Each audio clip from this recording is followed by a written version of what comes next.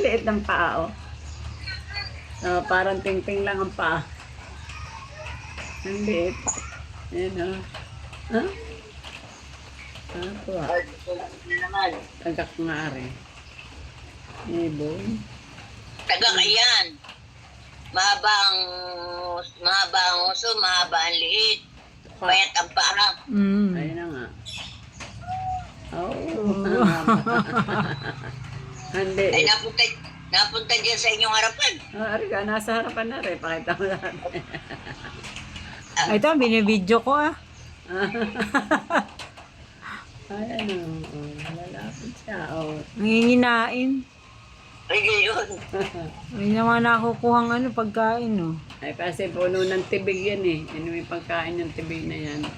Ay, mga ano yan. Ang tibigi yan ang kainin ng mga ibon. Oo, Dahil yun nga. tinutok nila yung loob. Tinutok-tok nga. Ayan o.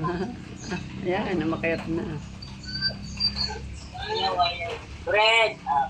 Bat. Nakinakalbo ka ka? Okay na ni Jacqueline. Ay, nakin ni Jacqueline. Nakakuha ng bulati ate.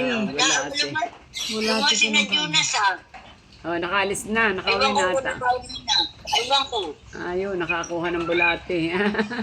Busog. Oh. Hindi ko alam. Nakakuha. Ayun, nasa nguso pa. Ay. Ayan o. Oh, nasa nguso pa. Oh, wala. Wala. Ayan na.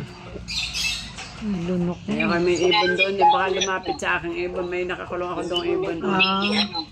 Meron pang gulay din kagabi yung sa gulay ng mama.